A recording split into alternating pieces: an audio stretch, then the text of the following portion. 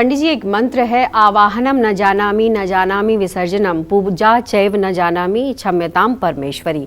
और इसीलिए मैं ये सवाल करना चाहती हूँ कि बहुत लोग कहते हैं कि अगर आपकी पूजा विधि ठीक से नहीं हो पाई या फिर आपने मंत्रोच्चारण जो है वो ठीक से नहीं किया और अगर सिर्फ क्षमा प्रार्थना पढ़ लेते हैं तो आप सभी दोषों से मुक्त हो जाते हैं। बात तो सत्य है।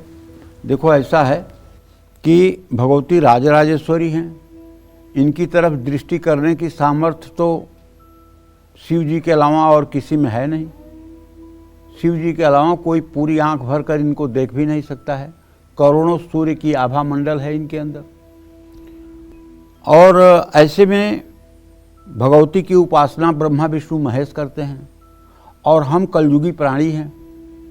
न तो शुद्ध सामान मिल रहा है, न शुद्ध गाय का घी मिल रहा है, न शुद्ध काला तिल मिल रहा है और न प्रातः सायं संध्या करने वाले योग्य ब्राह्मण मिल रहे हैं और न ही वो वातावरण मिल रहा है जिसमें यज्ञ यज्ञादि क्रियाएं की जाती हैं।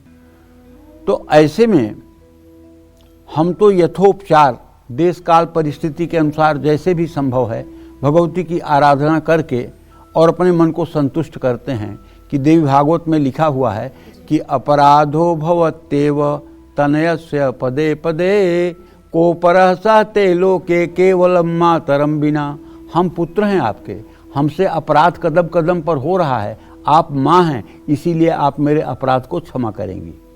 तो जब हम क्षमा प्रार्थना कहते हैं, जब हम सारी पूजा की विधि जैसे भी संपन्न हो जाता है न्यूनातिरिक्त दोष के साथ, तो हम कहते हैं आवाहनम न जानामि विसर्जनम पूजा चैव न जानामि क्षम्यताम परमेश्वरी।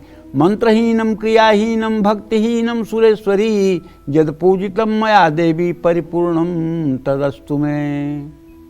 तो कहने का मतलब कि न हमें मंत्र का ज्ञान है, न पूजा विधि का ज्ञान है, न आपके आवाहन का ज्ञान है, न ध्यान का ज्ञान है। हे माँ, जैसे भी हमने आपकी पूजा की है इन सब मेरे दोषों को क्षमा करके मेरे अंदर बाल भाव समझते हुए आप मेरे ऊपर कृपालु हो जाइए। और शंकराचार्य जी तो यहाँ तक कहते हैं मया 85 ते रथ कंपनी ते तू वयस कुपुत्रो जाए तो कछदपि कुमाता न भवति। पुत्र कुपुत्र हो सकता है लेकिन माता कुमाता नहीं हो सकती है। इसलिए जो भी व्यक्ति, अरे केवल संस्कृत के मंत्र ही नहीं समझती हैं देवी, देवी को हर भाषा आता है। आप बंगला में उनकी स्तुति करिए, मराठी में उनकी स्तुति करिए, पंजाबी में उनकी स्तुति करिए, तमिल तेलुगु कन्नड़ में उनकी स्तुति करिए, वो सब समझती हैं। क्यों? विद्या समस्ता स्तव देवी भेदा स्त्रियां समस्ता सकला जगत्सु। समस्त विद्याओं में वही तो व्याप्त हैं और सारी जो विद्याएं हैं वही उन्हीं का रूप हैं। तो ऐसी कोई भाषा नहीं है जो माता न समझती हूँ। ठीक है। और मैं बताना चाहूँगा, बहुत पहले की बात है, 10-15 साल पहले की बात है। एक पंडित राम प्रसाद त्रिपाठी थे, जौनपुर के थे, बेलछे गांव के। वो मतलब संस्कृत के बहुत मूर्धन्य विद्वान थे, मूर्धन्य विद्वान। व्याकरण तो ऐसा जैसे सरस्वती उनके साथ रहती थी। वो एक बार किसी कार्यक्रम में बोल रहे थे। उन्होंने कहा कि एक आदमी विंध्याचल मंदिर में, श्याम वर्ण का आदमी 65-70 साल का रहा होगा और आधे शरीर में धोती धारण किए हुए था और दोनों हाथों को जोड़ करके वहाँ कहा माई माई माई। कहन मैंने उसको देखा, सारा ज्ञान हमारा धरा का धरा रह गया कि ये शब्द जो माई है या ये शब्द जो माँ है, पूरे व्याकरण में इसका कोई तोड़ नहीं है और इससे ज़्यादा शक्तिशाली कोई शब्द नहीं है। ये बहुत शक्तिशाली शब्द है, माँ, माई। इतना निकटस्थ का संबंध होने वाला कोई भी दुनिया में शब्द नहीं है। कहने वहाँ जाकर के ज्ञान नतमस्तक हो जाता है।